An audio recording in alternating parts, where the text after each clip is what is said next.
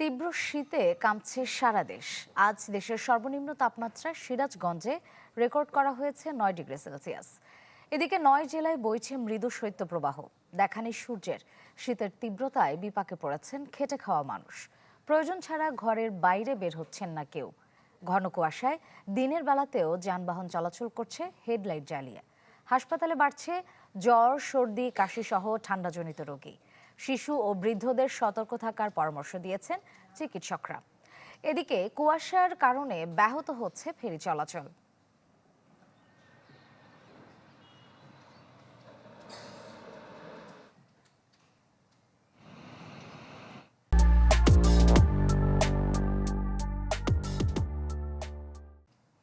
শীতের আরো খবর জানাতে ঢাকা এবং ঢাকার বাইরে থেকে সহকর্মীরা যুক্ত হচ্ছেন। শুরুতেই রাজধানীর খবর জানবো। আছেন আহমেদ সোহাগ। সোহাগ, রাজধানীতে শীতের তীব্রতা কেমন দেখছেন এবং খেটে খাওয়া মানুষের জীবন ব্যবস্থা এই মুহূর্তে কেমন দেখছেন?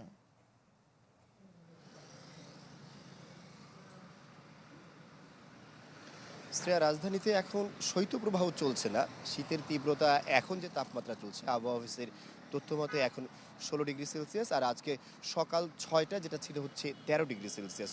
গতকাল আমরা দেখেছি ঢাকার সর্বনিম্ন তাপমাত্রা ছিল 13 ডিগ্রি সেলসিয়াস এবং সর্বোচ্চ তাপমাত্রা ছিল 20.4 ডিগ্রি সেলসিয়াস। আজকে বাংলাদেশের সর্বনিম্ন তাপমাত্রা বয়ে যাচ্ছে রাজশাহী বিভাগের মধ্যে দিয়ে, সেটা 8 ডিগ্রি, অর্থাৎ 10-এর ঘর কোটার নিচে রয়েছে।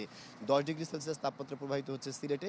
ঠিক এই পরিসংখ্যানের ভিত্তিতে আমরা দেখেছি যে ঢাকায় কিন্তু আজকে যেমন তীব্রতা আছে, তাপ তাপ তাপ শীতের ঠিক একই রকমভাবে আমরা দেখেছি কুয়াশার কিন্তু তীব্রতা রয়েছে। এবং এই যে কুয়াশাচ্ছন্ন অবস্থা, এর মধ্যে দেখেন সকাল কিন্তু ইতিমধ্যে 10টা বেজে গিয়েছে। এখনও আমরা দেখতে পাচ্ছি অধিকাংশ যানবাহন যেগুলো চলাচল করছে সেগুলোতে হেডলাইট জ্বালিয়ে নিয়েছে, কারণ যেহেতু কুয়াশা তেমন কিছু দেখা যাচ্ছে না। আমরা রাজধানীতে সাধারণত এই সময় আমরা সংসদ ভবন এরিয়ার মধ্যে আছি। এখানে কিন্তু সকালে যে সকল মানুষগুলো হাঁটে তাদের একটা বড় ভিড় থাকে। আমরা কিন্তু ওইরকম বেশি মানুষকে হাঁটতে দেখিনি, খুব অল্প সংখ্যক মানুষকে। অর্থাৎ নিত্য প্রয়োজনীয় কাজে যে সকল মানুষগুলো বের হন তারাই কেবল আমরা দেখেছি রাজধানীতে এই সময় বের হয়েছে। যেহেতু শীতের প্রকোপ রয়েছে, এখানে একটু বেশি সমস্যার মধ্যে পড়েন হচ্ছে যারা খেটে খাওয়া মানুষগুলো, যারা রিক্সা চালাচ্ছেন। এবং আমরা দেখেছি যারা বাইসাইকেল চালাচ্ছেন তারাও কিন্তু ঠিক একই রকমভাবে ভারী কাপড় পরে নিয়েছেন, কারণ স্বাভাবিক পোশাকে আসলে চলাচল করার মতো পরিবেশ এমন এখন কিন্তু চলছে না। তবে যেহেতু এখন শৈত্যপ্রবাহ চলছে না, তাই বাতাসের তেমন তীব্রতা নেই, তাতে শীতের প্রকোপটা ওই রকমভাবে বলবো না, পৌষ মাস হিসেবে শীত যেমনটা হওয়ার কথা ছিল ঠিক তেমনটাই আছে। তবে কুয়াশার পরিমাণ কিছুটা বেশি আছে। শ্রেয়া। ধন্যবাদ সোহাগ। এবারে আমাদের সাথে পঞ্চগড় থেকে যুক্ত আছেন হোসেন রায়হান। রায়হান, আপনার কাছ থেকে জানবো পঞ্চগড়ের শীত কেমন? শ্রেয়া, আজকে পঞ্চগড়ের তাপমাত্রা 10.2 ডিগ্রি সেলসিয়াস। গতকালকে যেটি ছিল, জানেন যে ডিসেম্বরের শুরু থেকে এ পর্যন্ত তাপমাত্রা 8 থেকে। আবহাওয়া অধিদপ্তর জানিয়েছে দিনের সর্বোচ্চ তাপমাত্রা এবং সর্বনিম্ন তাপমাত্রা সেটি আস্তে আস্তে কমে আসছে। ফলে ক্রমশ এই পরিস্থিতি ভয়ানকের দিকে যাচ্ছে। তারা পূর্বাভাস মধ্য সময় পর্যন্ত তাপমাত্রা সর্বনিম্ন 6 থেকে 8 ডিগ্রির ঘরে ওঠানামা করবে। সেই ক্ষেত্রে একাধিক মৃদু এবং মাঝারি শৈত্যপ্রবাহ বয়ে যাবে এই অঞ্চল দিয়ে, এরকম পূর্বাভাস তাদের কাছে রয়েছে। আপনি জানেন যে পুরো ডিসেম্বর মাস জুড়ে কিন্তু পঞ্চগড় জেলার মানুষের উপর দিয়ে একটা দুর্যোগ বয়ে যাচ্ছে। বিশেষ করে যারা শ্রমজীবী মানুষ, তারা কিন্তু কাজের অভাবে কিছুটা বেকার হয়ে পড়েছে।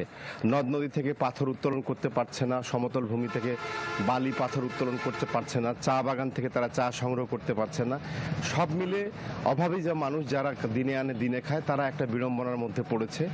পাশাপাশি আপনাকে জানিয়ে রাখি, অব্যাহত শীতের কারণে প্রতিদিন হাসপাতালগুলোতে শিশু এবং বয়স্ক মানুষেরা ভিড় জমাচ্ছে। তারা হাসপাতালে জায়গা সংকুলনের অভাবে অনেকে বারান্দা এবং মেঝের মধ্যে চিকিৎসা নিচ্ছে। এই পরিস্থিতি জানুয়ারি মাসের সমস্ত অংশ জুড়েই থাকবে, এমনটি পূর্বাভাস দিয়েছে আবহাওয়া অধিদপ্তর। জেলা প্রশাসনের পক্ষ থেকে শীতবস্ত্র বিতরণ চলছে, তবে প্রয়োজনের তুলনায় অতি নগণ্য। সাধারণ মানুষ শীতবস্ত্রের জন্য বিভিন্ন জায়গায় ধর্ণা দিচ্ছে। তো শ্রেয়া, এই ছিল পঞ্চগড় জেলার সার্বিক শীতের পরিস্থিতি আমার কাছে। ধন্যবাদ রায়হান। দর্শক, শীতের পরিস্থিতির খবর জানতে সরাসরি যুক্ত ছিলাম রাজধানীর সংসদ ভবন এলাকা এবং পঞ্চগড়ে।